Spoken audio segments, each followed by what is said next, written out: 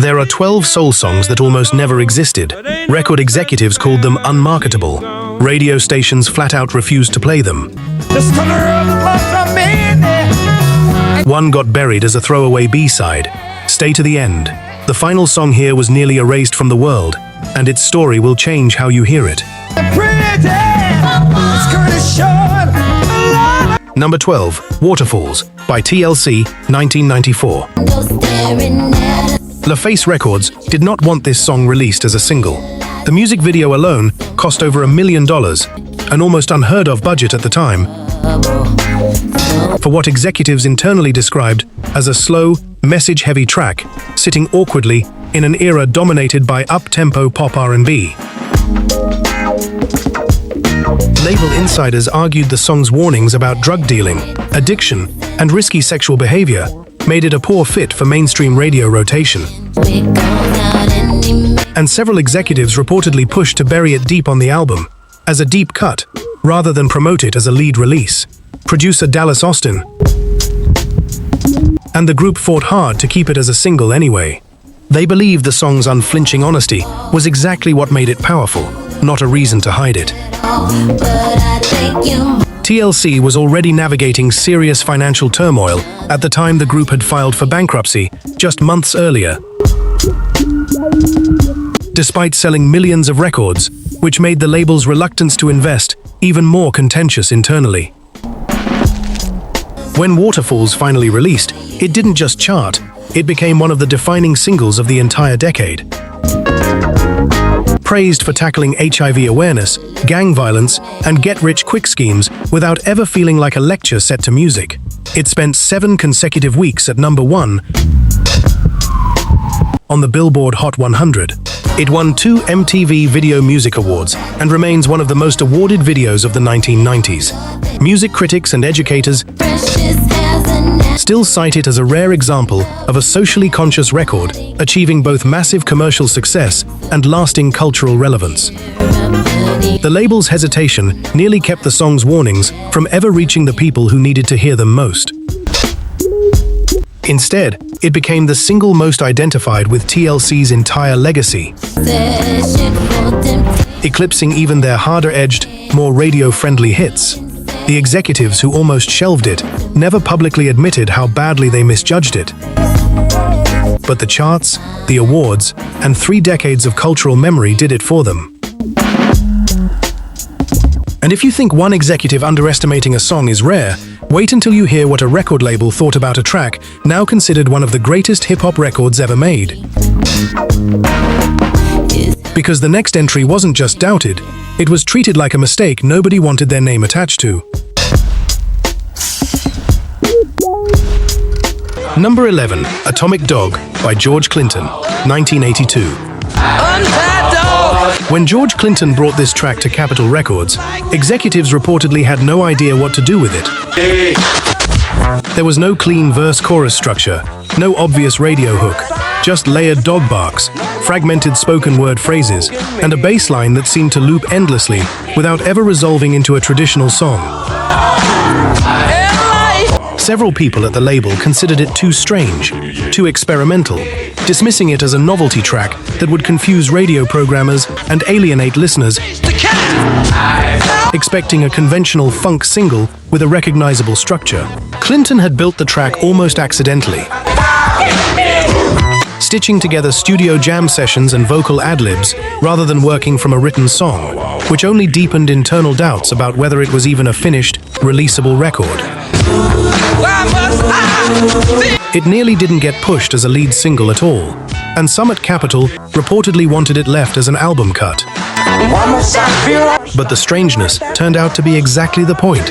Atomic Dog became a massive R&B hit, climbing to number 1 on the Billboard Hot Black Singles chart, and staying in that position for multiple weeks, a rare feat for a record this unconventional. More importantly, its influence didn't stop in 1982. That warped, looping bass line and George Clinton's distinctive vocal chant became one of the single most sampled pieces of music in hip-hop history. It shows up, directly or interpolated, in tracks by Snoop Dogg, Dr. Dre, and dozens of West Coast artists who built entire subgenres on top of its DNA. A song Capitol worried was too weird to sell ended up shaping the sonic foundation of G-Funk more than a decade after its release, influencing a generation of producers who weren't even old enough to hear it the first time around. George Clinton didn't just make a hit record that year, he unknowingly built a blueprint that would outlive the label's doubts by generations, still echoing through hip-hop production today. And the next song on this list wasn't rejected for being strange or hard to categorize. It was rejected for being dangerous. Clinton has said in later interviews that the track's chaotic structure was influenced by his years producing Parliament Funkadelic's collective studio sessions, where feel mattered more than structure. That looseness made it easy for later producers to chop and rebuild it into raw material for a subgenre built decades after its release. Here's something most people don't realize. Only about 10% of you watching will hit subscribe. The other 90% just watch and move on. You made it this far, so you're clearly not most people. Hit subscribe. Back to the countdown. Number 10, The Message by Grandmaster Flash and the Furious Five, 1982. Sugarhill Records almost didn't release this song at all. The label's entire business model was built on party records, upbeat, danceable, commercially safe tracks meant to fill dance floors, not confront listeners. The Message was none of that. It described poverty, crumbling infrastructure, drug addiction, and despair in blunt, unglamorous language with almost no attempt to soften the imagery, and label executives worried it was simply too bleak, too honest to have any commercial future. Even some members of the group were reportedly hesitant at first, unsure a record this heavy and unconventional actually fit their sound or their audience's expectations. Melle Mel's verses, largely written and performed by him alone rather than the full group, stayed intact anyway. And the song was released almost as an experiment nobody expected to succeed. It became one of the most influential singles in the history of hip-hop. Rolling Stone would later rank it among the greatest songs ever recorded across any genre, crediting it with proving that hip-hop could carry the same weight of social commentary long associated with soul and folk music. It reshaped what the entire genre was allowed to say, and how seriously it could be taken by critics and historians alike. The song's influence extended into how future artists approached storytelling in hip-hop, opening the door for socially conscious rap that followed in the decades after. A record label that built its entire identity on party anthems ended up releasing the very song that gave hip-hop its conscience almost by accident, almost against its own instincts. The next entry on this list wasn't held back by a label's nerves about sales figures. It was held back by an entire country's politics.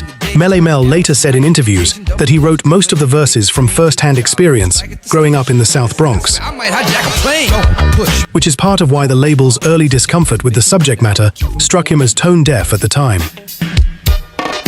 The song's blunt honesty is now credited as a direct influence on later socially conscious rap acts, from Public Enemy to Kendrick Lamar, artists who point directly to this single as proof that hip-hop could function as reportage, not just entertainment.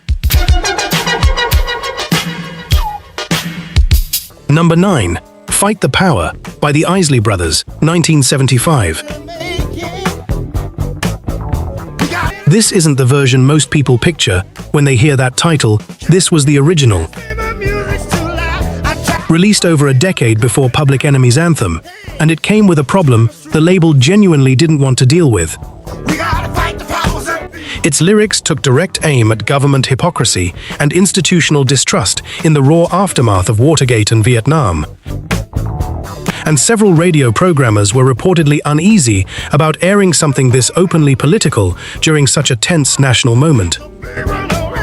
Some stations quietly worried it would be seen as inflammatory or divisive, and there were concerns that playing it risked alienating advertisers and more conservative listeners. The Isley Brothers released it anyway, uncensored and unapologetic in its message, refusing requests to soften the lyrics for broader airplay. It became one of their signature hits, reaching #1 on the Hot Soul Singles chart,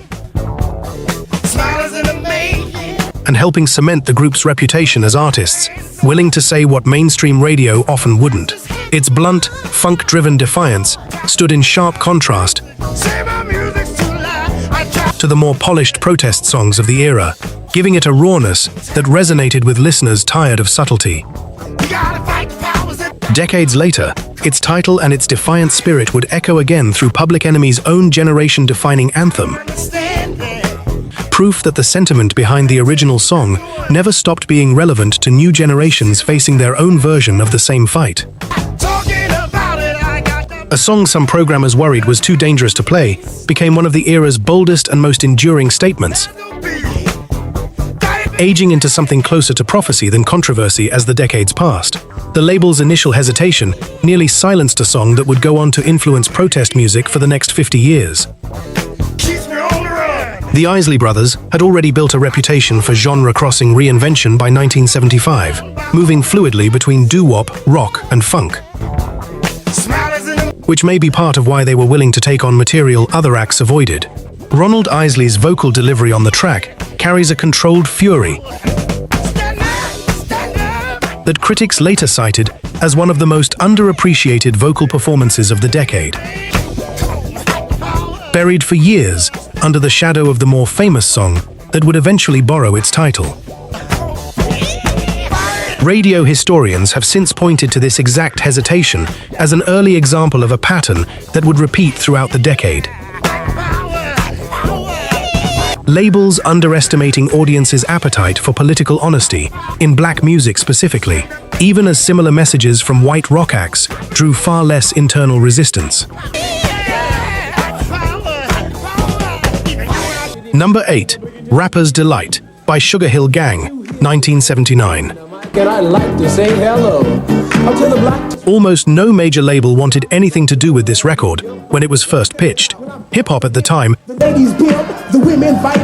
existed almost entirely in live party settings, in the Bronx and Harlem DJs and MCs performing over breakbeats at block parties.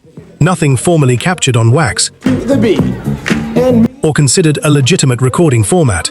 Industry insiders widely believed it simply wasn't a genre you could sell as a studio single. It was seen as a passing novelty, a party trick, confined to a niche local scene, not something worth serious financial investment.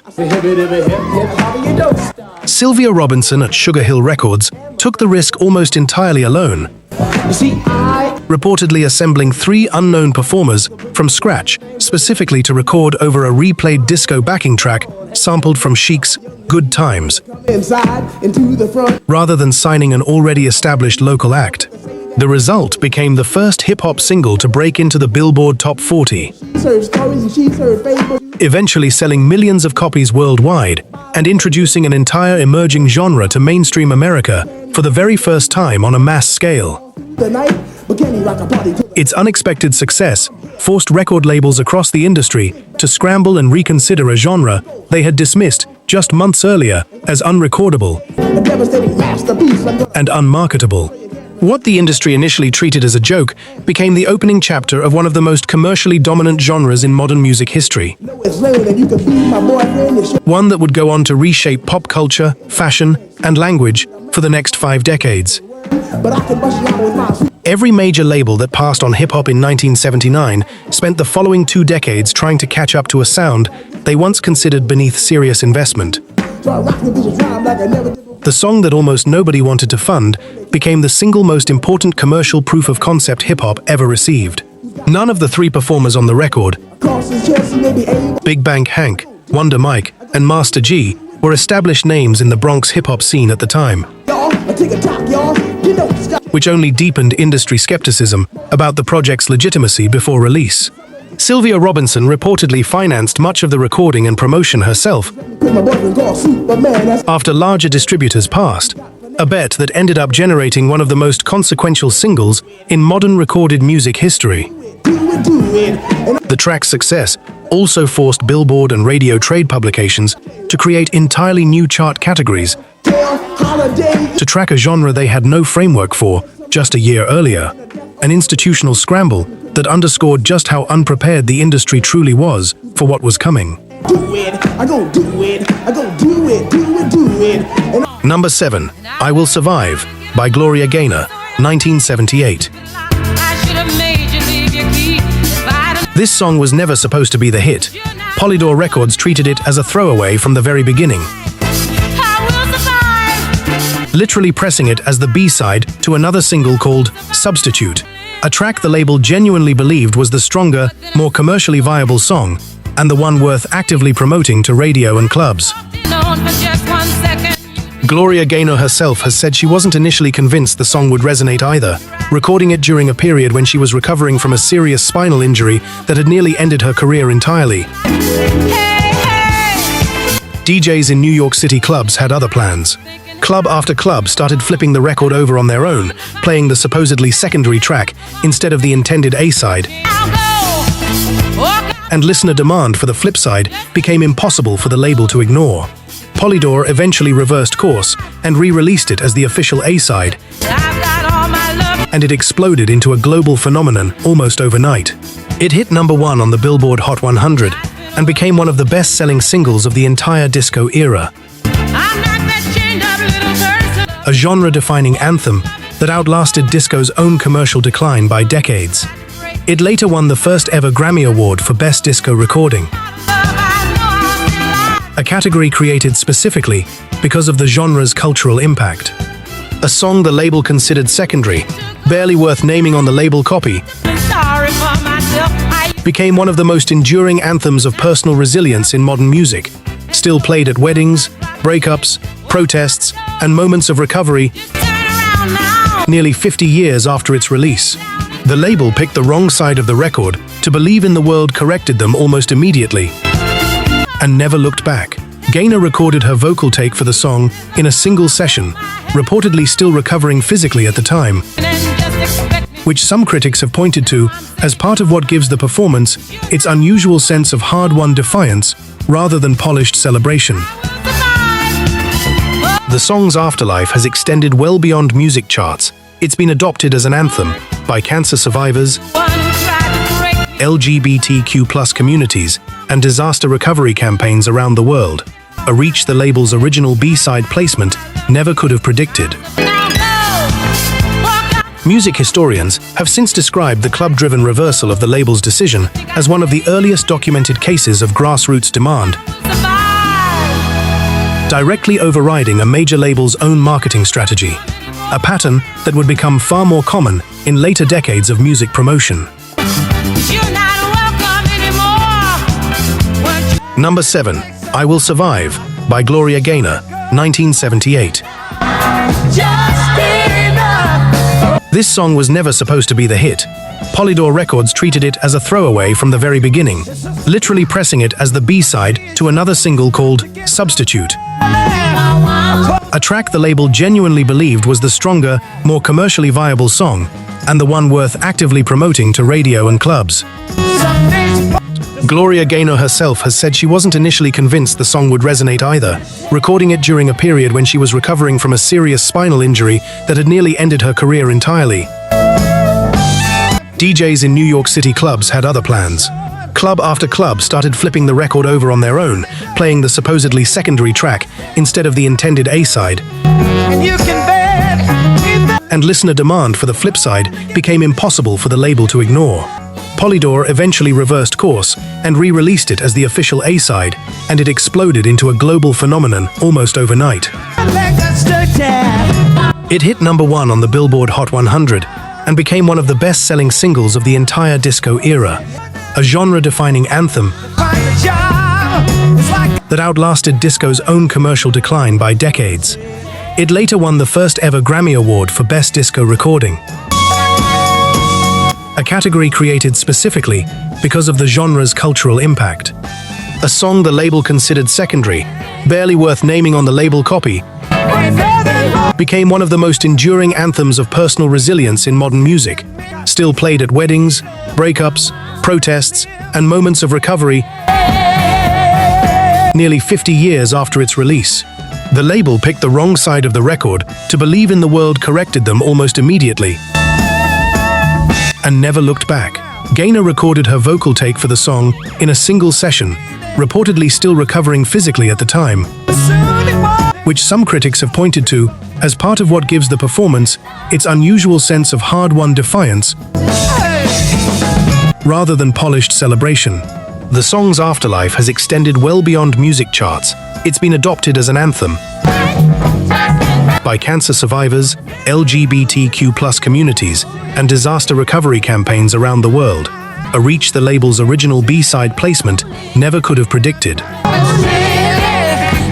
Music historians have since described the club-driven reversal of the label's decision as one of the earliest documented cases of grassroots demand,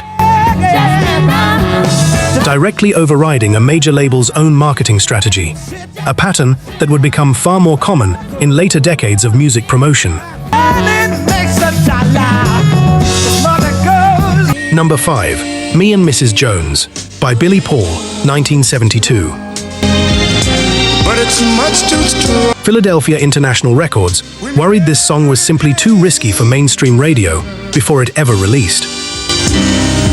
Its subject matter, a man singing openly and unapologetically about an ongoing affair, meeting his mistress in the same restaurant every day, was blunter than almost anything soul radio had embraced before, and several executives feared conservative stations would refuse to touch it entirely, cutting off a huge portion of potential airplay. Billy Paul recorded it with full emotional conviction anyway, letting the vulnerability, guilt, and quiet shame in his voice carry the story, instead of shying away from the subject or moralizing about it. Producers Gamble and Huff reportedly stood behind the record despite the internal concerns, believing its raw honesty was precisely what would set it apart from safer, more sanitized love songs dominating the format at the time. The song went on to hit number 1 on the Billboard Hot 100, a rare crossover feat for a Philadelphia International release, and won the Grammy Award for Best Male R&B Vocal Performance that year. It became one of the most sampled and covered soul records of its era, admired specifically for the emotional honesty that label executives had originally been afraid would sink it commercially. Billy Paul would later say the song's success surprised even him, given how nervous everyone around the project had been leading up to release. What Philadelphia International initially saw as a commercial liability became definitive proof that audiences didn't need a clean, tidy moral wrapped around a song. To connect with it deeply sometimes, they just needed the uncomfortable truth, told with real feeling. Mrs. Jones! Gamble and Huff built much of Philadelphia International's signature sound around exactly this kind of emotional risk-taking, layering lush strings and horns underneath lyrics that mainstream soul radio had previously avoided. Billy Paul's own career never fully replicated this level of commercial success again, which has only added to the song's legendary status as a singular moment where a label's biggest fear became its biggest payoff. The song's success also helped define what would become known as the smoother, more orchestral end of the Philadelphia soul sound, distinguishing it from the punchier Motown records that had dominated the previous decade. Number 4. Papa Was a Rolling Stone by The Temptations, 1972.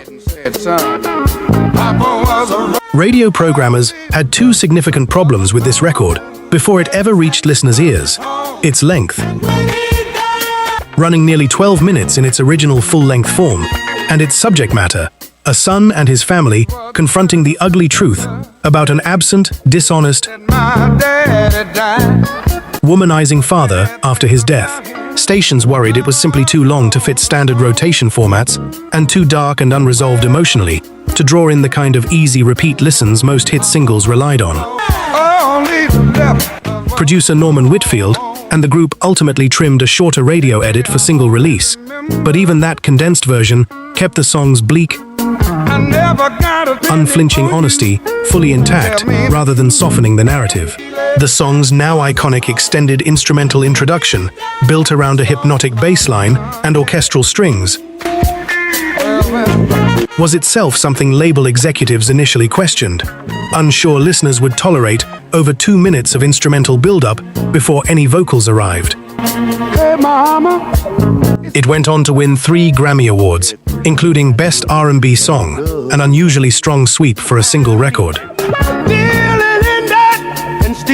Its extended, cinematic instrumental introduction became one of the most influential moments in soul music production history, directly inspiring the slow-build, orchestral style that would go on to shape R&B production for the entire next decade. And that ain't right. A song radio almost refused to touch because of its length, and its darkness became one of the most awarded, studied, and sampled recordings of its era.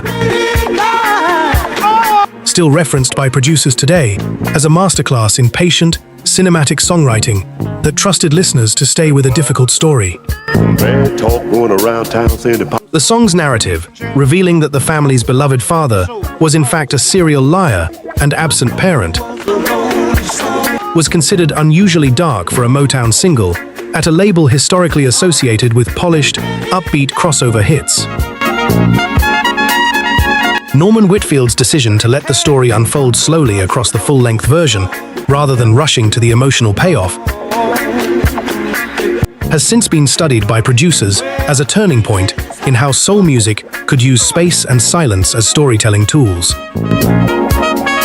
Its influence reached well beyond soul music, with the extended cinematic build later cited by producers working in entirely different genres, as proof that patience in a recording could pay off commercially as well as artistically.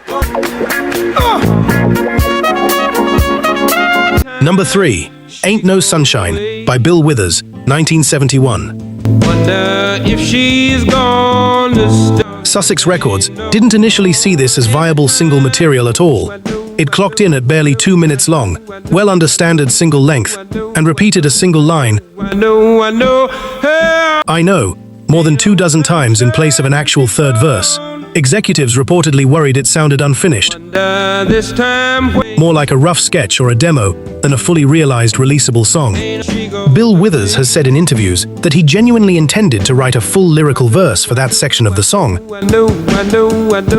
and simply never got around to finishing it before the recording session wrapped, meaning the now famous repetition was largely an accident of unfinished songwriting, rather than a deliberate artistic choice. Producer Booker T. Jones reportedly had to convince label executives the track was strong enough to release as is, repetition and all, I know. rather than sending Withers back to complete the missing verse. It became one of the most iconic, instantly recognizable vocal moments in the entire history of soul music. Go home anytime. The song won the Grammy Award for Best R&B Song, was later inducted into the Grammy Hall of Fame for its lasting cultural and historical significance, and is frequently ranked among the greatest songs ever recorded across any genre by critics and publications alike. What the label originally dismissed as an incomplete demo, a song missing an entire verse, became definitive proof that restraint, repetition, and empty space in a recording could carry more raw emotional weight than an additional verse ever would have. Withers wrote the song while still working a full-time day job installing toilets on airplanes, only pursuing music seriously in his early 30s after years of side-eyeing the industry's promises. That late start Goes away.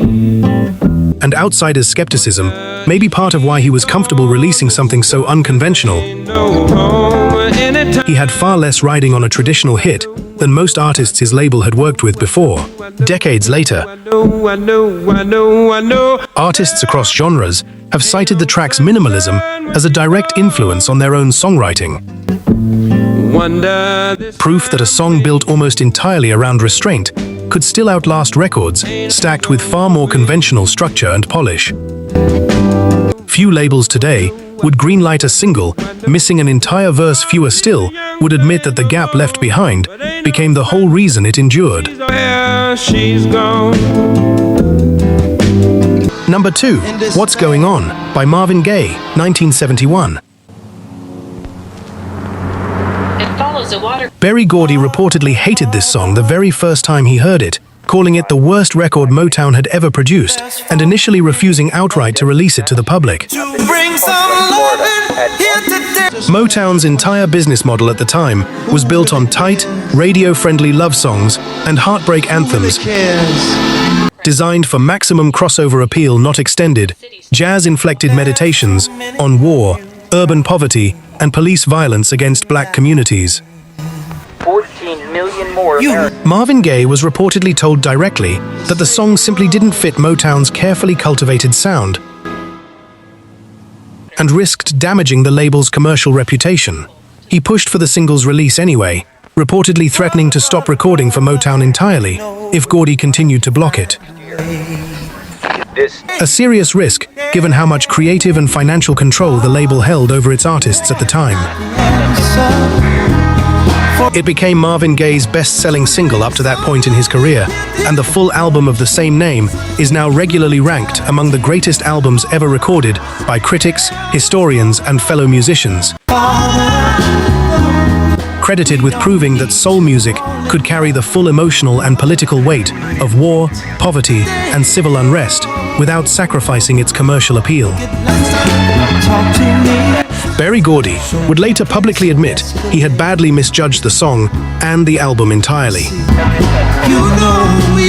The record he once called the worst thing Motown had ever made became the single release that redefined what the label, and arguably the entire genre of soul music, was capable of saying to its audience. Guy reportedly self-financed and produced much of the album against Gordy's direct wishes, using session musicians from Motown's famed Funk Brothers in ways the label hadn't previously sanctioned for a single artist's personal project. The album's themes of environmental decay, addiction, and police brutality crisis in Flint that began 4 years ago were so far outside Motown's established commercial playbook that some historians consider its eventual success one of the most consequential creative gambles in the label's history. The album's eventual critical reappraisal helped push Motown itself toward greater creative risk-taking with its other major artists throughout the rest of the decade, a shift the label's own founder had initially fought against with everything he had. Motown would spend the rest of the 1970s chasing the very kind of artistic risk it had almost refused to release in the first place. Number 1. Nothing Compares to You. Prince wrote and recorded this song in 1984 for a side project called The Family, a group he personally assembled, produced, and then largely abandoned within about a year of its formation. The Family's original version was buried on a self-titled album that barely registered commercially and received little promotional support. And Prince himself reportedly moved on so completely from the project that the song sat forgotten for roughly half a decade, unreleased as a single by anyone, unheard by almost everyone outside his closest musical circle. Nobody involved with the project at the time considered it one of his genuinely important compositions. By most accounts, it was treated as a leftover, a minor footnote buried in a catalogue already overflowing with material. Prince considered stronger and more commercially viable. In 1990, Irish singer Sinead O'Connor recorded her own interpretation of the song, and its accompanying music video, built around a single unbroken close-up shot of her face, during a raw, unfiltered vocal performance of grief, became one of the most iconic and emotionally devastating pieces of visual music history. It reached number 1 in over a dozen countries and is now widely regarded as one of the greatest songs and music videos ever made. The song Prince quietly shelved and very nearly let disappear entirely became, in someone else's hands years later, one of the single most iconic recordings in modern music history, lasting proof that even the artists responsible for writing history's greatest songs don't always recognize their own best work the moment it's written. O'Connor herself has said she didn't fully grasp the song's emotional weight until she began performing it live, channeling grief connected to her own strained relationship with her mother, rather than the song's original narrative about a breakup. Prince reportedly respected her version enough to perform it himself in later years. A quiet acknowledgement that the song had outgrown the side project he once shelved. Rolling Stone would later rank the O'Connor recording among the greatest songs of all time. A distinction that traces directly back to a song originally written for a side project few people remember existed at all. It remains one of the clearest examples in modern music of a song surviving its own creator's indifference.